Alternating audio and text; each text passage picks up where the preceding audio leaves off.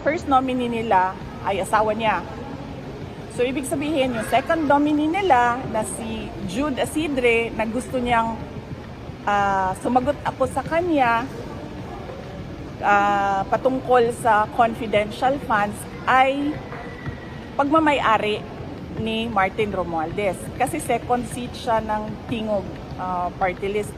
So, ibig sabihin, pinapasagot nila ako kanino kay Martin Romualdez. So, bakit naman ako sasagot sa Tingog party list? Madami nagtatanong sa akin ngayon, ano bang magagawa namin? Ano bang matulong namin sa eleksyon?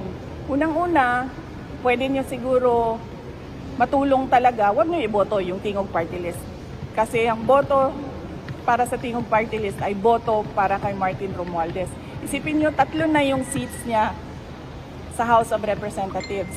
Yung distrito niya sa Tacloban, yung 2 upuan niya sa Tingog party list. Yung upuan ng asawa niya, yung seat ng asawa niya, yung seat ni Asidre. So, hindi dahil hindi ko masagot yung mga tanong nila sa confidential funds. Ayaw kong sumagot sa mga pagmamay-ari ni Martin Romualdez. Ang ginawa kasi nila, kasi distrito lang si Martin Romualdez sa Tacloban, diba? So, wala siyang personality na kumuha ng budget para sa buong bansa. Kasi distrito lang yung sa kanya eh. So, ang ginawa niya gumawa siya ng party list. Eh, ang party list, pwede yan sa buong bansa. Kahit saan. Doon pumapasok yung pondo, yung pera sa party list niya.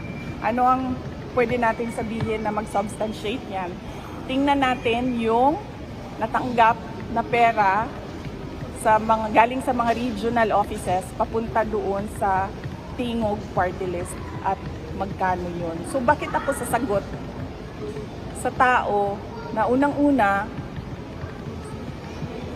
todo ang paninira niya sa akin, todo ang gastos niya sa paninira sa akin.